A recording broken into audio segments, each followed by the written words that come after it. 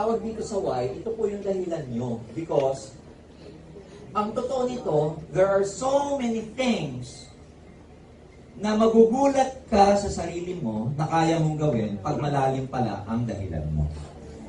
You excel to the superhuman level. Ulitin ko pag malalim ang dahilan mo, you excel to a superhuman level that you cannot think na kaya mong gawin, pero kaya mo palang gawin dahil malalim ang dahilan mo. Ilan bang kababayan natin nung umalis yung mga anak nila? Ano sabi nila? Nung nakita nila yung anak nila, baby nila, ang ganda, hindi ko kayang iwan to. Ang cute, gusto ko marami akong time sa kanya. Dala ng pangangailangan, OFW ngayon. You get the point?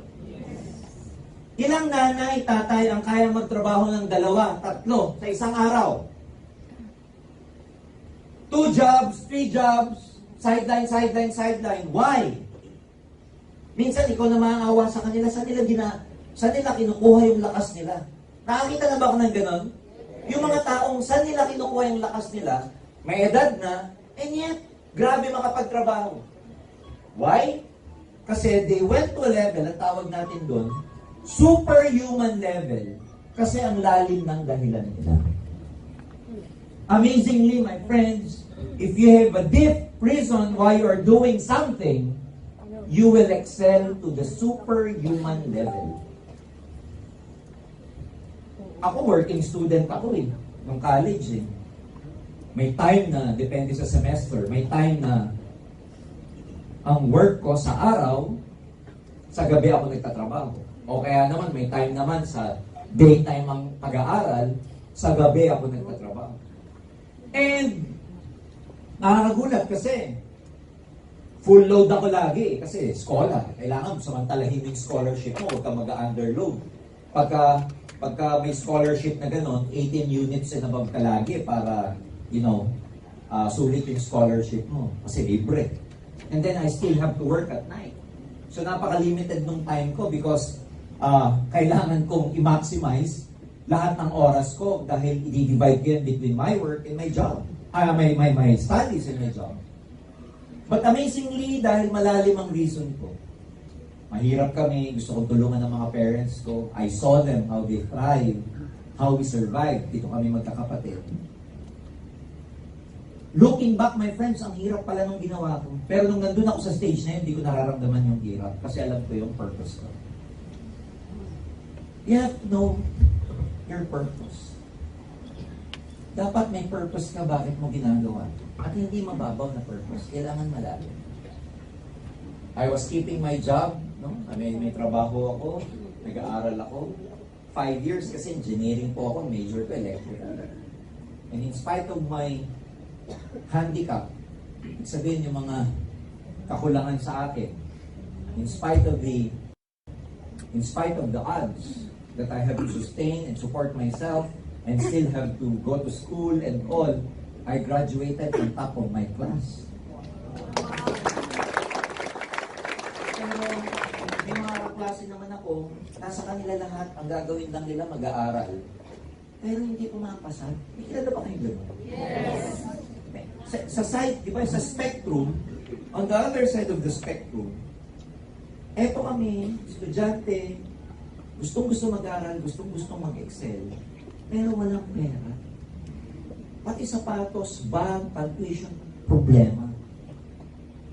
Nandito kami sa side ng spectrum na to that we are so poor, we have to work, very limited ang resources namin, and yet gustong-gusto namin mag-aral. But on the other side of the spectrum, meron ng mga estudyante, nasa kanila lahat, bikotse pa. Ayaw mag-aral. Napaka-ironic ng mundo, tama ba ako? The point is, yung kahirapan, yung challenges mo, kaya mong lagpasan yan kung malalim ang purpose mo, bakit mo ginagawa ang hindi. So when you go home tonight, may kanya-kanya po tayong reasons. I want you to find a deep purpose bakit mo ginagawa to. Please, not just make money. Don't just do this for money. I-connect nyo yung pera to something deeper. I don't know, baka yung mga single dito, matatanda na yung parents mo. Baka yun ang pwede nyo gawing motivation. Kasi, ang tawag dito sa reason, sa why, this is your reason, your purpose, and this will be your motivation. Hanap kayo ng malalim na dahilan. I don't know, probably, some of you, may children na kayo, probably you want to give them a better life. Probably, yung iba sa inyo, sawa nang nagre-renta sa bahay, sawa na kayong inaapi ng mga kamag-anak. Gawin yung dahilan nyo. Sawa na kayo sa hindi kayo significant, yung hindi kayo kilala. Kasi pag wala kang pera, di ka kilala. Yun ang katotohanan. Kahit panganay ka, di ka pakikinggan. Ang pakikinggan yung bunsong nasa abroad. Tama ba ako? I don't know, maybe some of you are into deep debt. Baka malalim ang utang hanggang ngayon. Hindi nyo mabayaran, wala kayong peace of mind. Maybe this will be your answer. Baka ito na yung sagot sa mga problema ninyo. The point is, you have to connect AIM Global to something deep kung bakit nyo ito ginagawa. And I'm telling you, pag malalim ang dahilan mo to, kahit anong challenge, hirap ang ma-encounter mo in the future, hindi ka bibigay because you will pagpahay ka out. Mapapawang dahilan mo dito, maniwala ka sa akin, konting hirap lang, konting rejection, konting buwan lang na hindi ka kumikita, ayaw mo na. Konting sermon lang sa nanay mo, ayaw mo na. Konting palayas lang, ayaw mo na. Inaway ka ng asawa mo, ayaw mo na. Ang babaw ng dahilan mo. Pero pag ang dahilan mo malalim, nako, dapat dito ang pinaka motivation nyo. PKP. Patay kung patay. Hindi ako ihinto dito. When you go on tonight, tell yourself, I will never quit.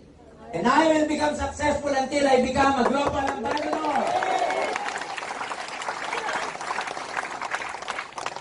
Tama ba? Even if it takes you 2 to 3 years. What is 2 to 3 years sa pangarap nyo? Sige nga. Tumagal nga kayo ng 10 years sa trabaho, walang nangyayari. Yung 2 years pa kayo. A lot of us complain, ang tagal ko na sa'yo, walang nangyayari. Teka muna, sa 10 years mo may nangyari pa. Are you with me? Yes. Kailangan makita niyo yung konteksto ng pinag-uusapan natin. Para pag dumadating itong mga challenge na to, meron kang mental stamina, meron kang emotional stamina. The trick is, pag dumating yung challenge, kaya mo dapat siyang, ang tawag natin dyan, kaya mo dapat siyang baliktarin. Ibig sabihin, kaya mo siyang i-twist. Because most of the time when you are starting, I'm telling you, it's gonna be very hard because there's gonna be a lot of challenges. Why? Wala ka pa resulta eh. Ang mga pinaka-number 1 na hindi pinaniniwalaan ng tao, yung mga nagsisimula kasi wala ka result. Ang Pilipino pa naman, to see is to believe. Kahit anong galing mo, pag wala kang result, sabihin sa'yo, saka na, pag mayaman ka na, balikan mo na lang ako. Ba't nila sinasabi yun? Kasi sa loob-loob nila, para pag napasubo, ikaw lang, di ako kasama. Mga Pilipino, sure win ang gusto. Tama ba? Pero hindi nila alam na, pag nagtagumpay ka, of course, you did it on your own making. Ikaw ang gumawa nun eh. Tama ba ako? Maraming mga tao akala nila pag nagtagumpay ka, magtatagumpay na rin sila. Hindi po ganon. Pag ang ugali nila masama pa din, hindi sila magtatagumpay dito. Pag duda sila, hindi pa rin sila magtatagumpay dito. So when you go home tonight, ask yourself, what is your motivation?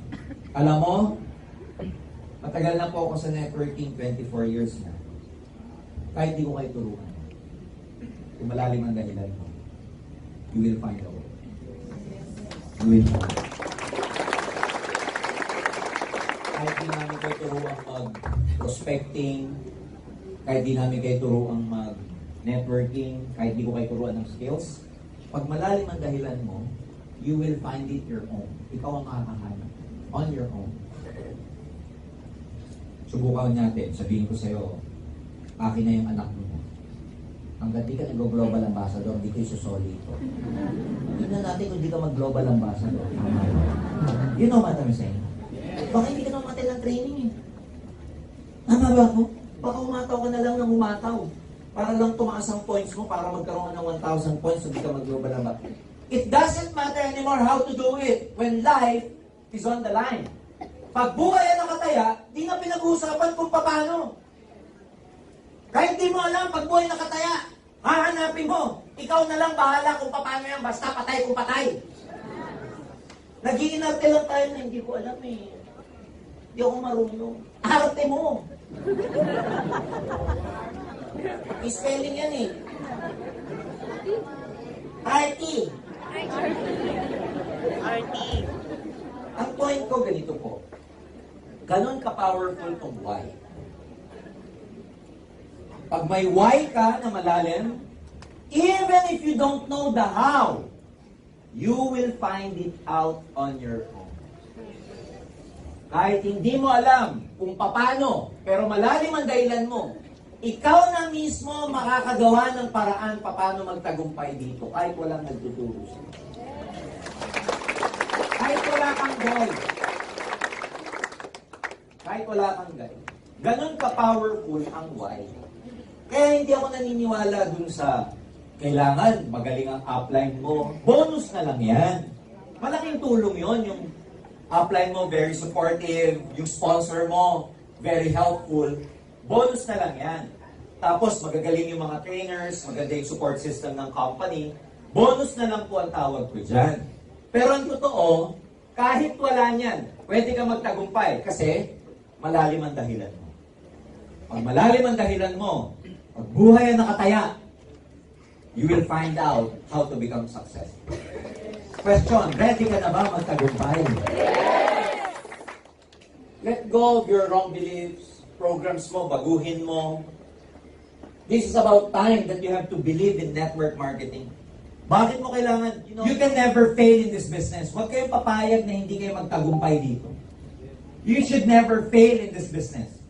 I will tell you now why you cannot fail. Bakit hindi ka dapat mapigo dito? Number one, network marketing, AIM Global, we give you a chance to become your own boss and to have a business of your own.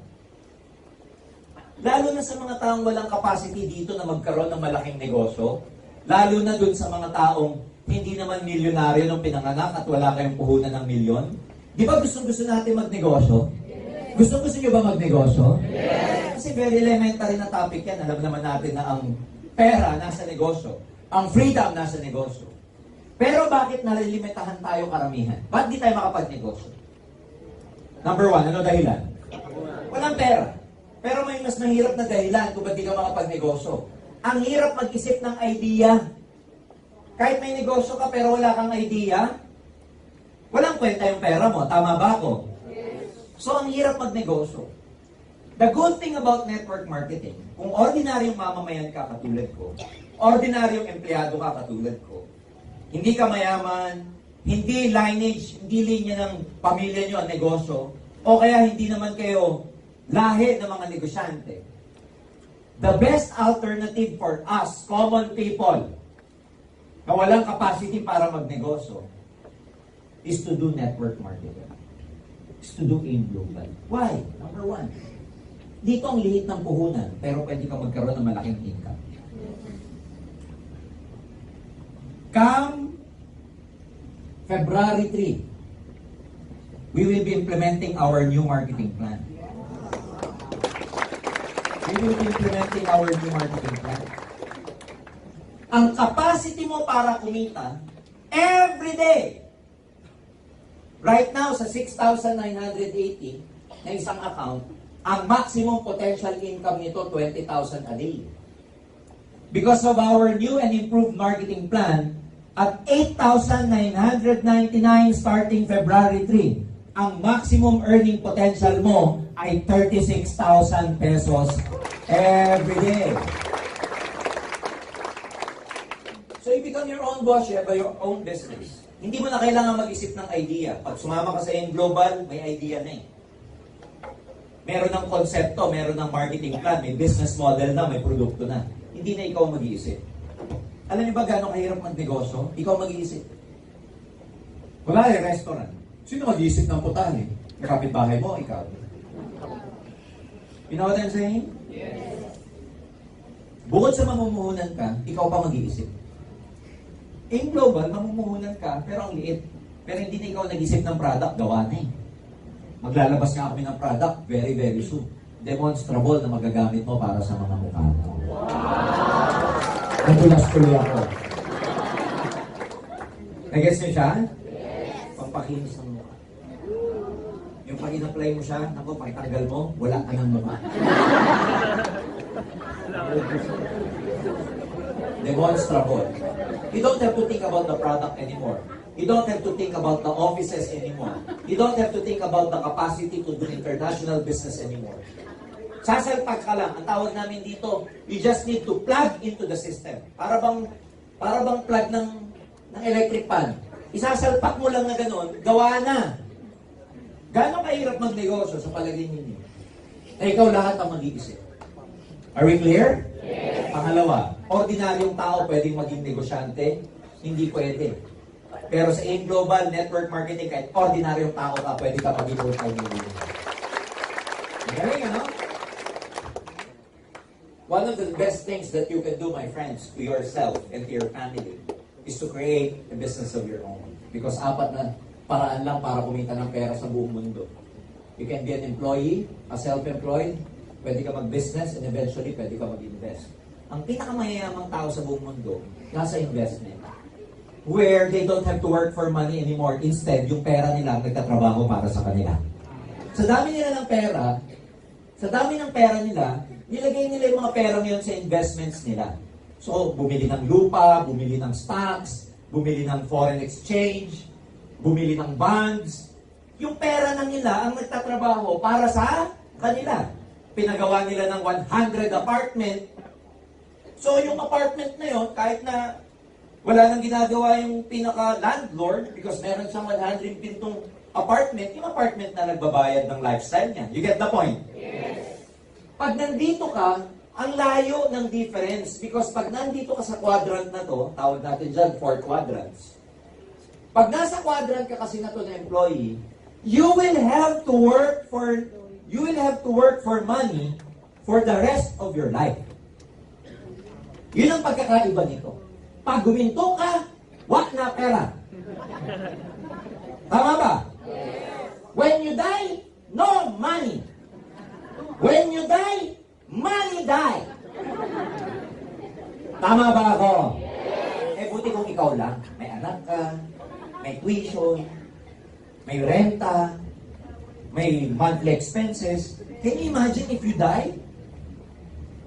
Tapos ang source ng income mo, employment where what you work for, you get paid. Ano yun? No work, no pay. Mag-work ka with pay. Can you imagine how dangerous this is?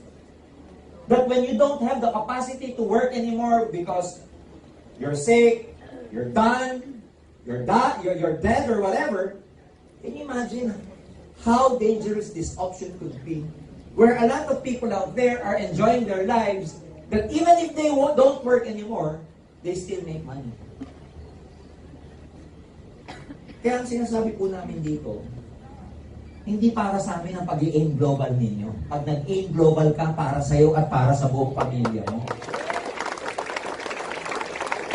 Because, binibigyan namin kayo ng option na hindi ka lang linear income. Pag sabing linear income, a day's pay for a day's work.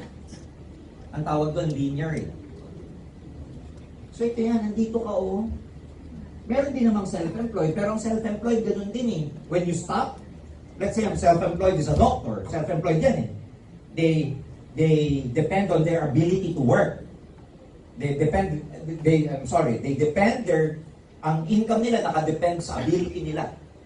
So, dentista, doktor, paano kung wala ka nang ooperan? Paano kung wala ka nang mabututan ng ngipin? Tama ba po?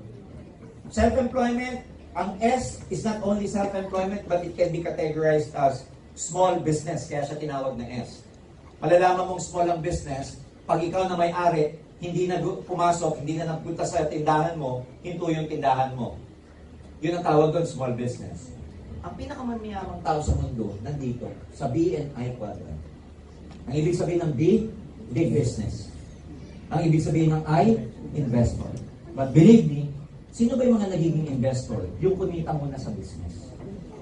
Ano yung pang-invest mo pag wala kang kinita sa business? Are you with me? Yes. Ang hindi alam ng maraming tao, simple lang. Maraming tao hindi makatawid. Tatawid ka lang naman sa quadrant yan. Galing ka rito, tawid ka lang doon. Ang daling tumawid. Kaya lang maraming tao hindi makatawid kasi takot. Takot. Hindi ko kaya yan. Dito na lang ako. Ang tawag natin dito, comfort zone. Diyan tayo sanay, diyan tayo magaling, ayaw mong lisanin. Kasi sanay ka na. Pag may panibago kang gagawin, takot ni. Di ni kaya.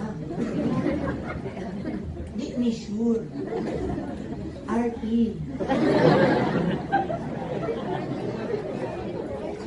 Gustahan tayo, karamihan na pumipigil sa'yo yung thoughts. Yes. Not even other people. Secondary na lang yung nanay mo, asawa mo, friends mo na pumipigil sa'yo.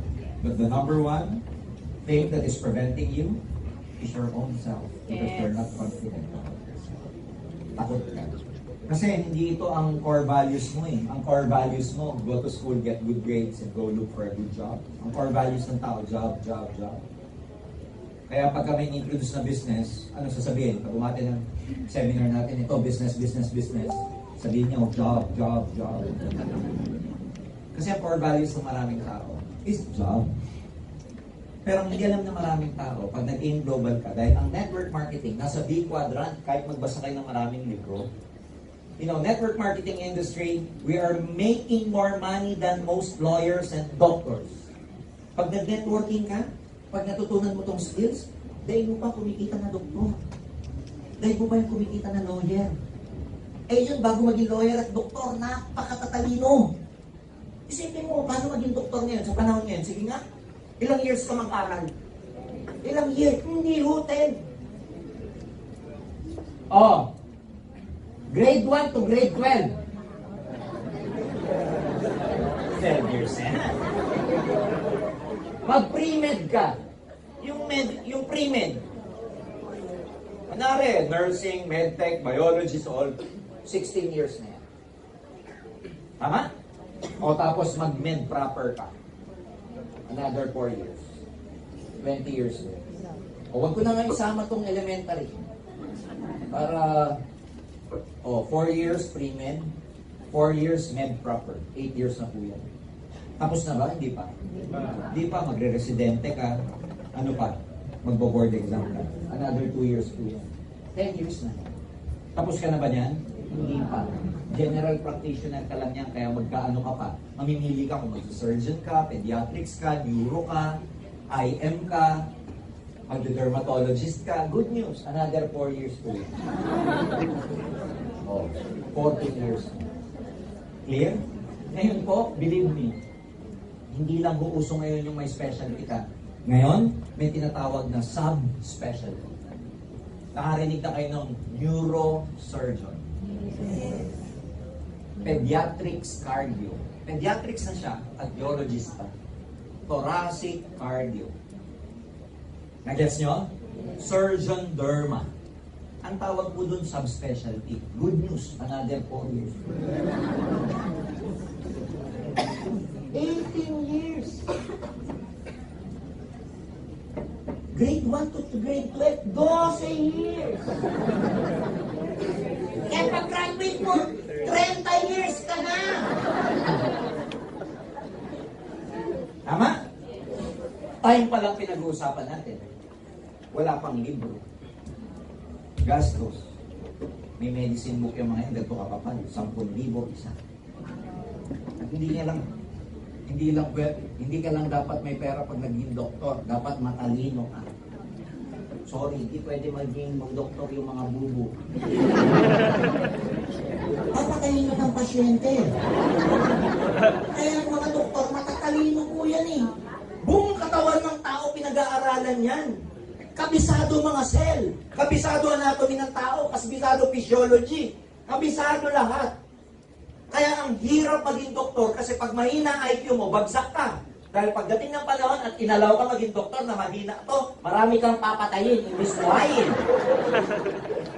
Dapat nang mahirap, tama? Kasi buhay ang nakasalalay. Ang mahal! Kaya pala pag nagpa-check up ka, sorry sa doktor ha. Tapos mo dila mo, 1,000. Ang mahal! My point, my friends, is this. Abutin ba kayo ng 18 years sa kakaaral ng networking naman? Sobra na kayo kung 18 years na bago maging dalubhasa dito, breaking all the records ka na. Dito, 2 years lang, dalubhasa ka na sa network marketing.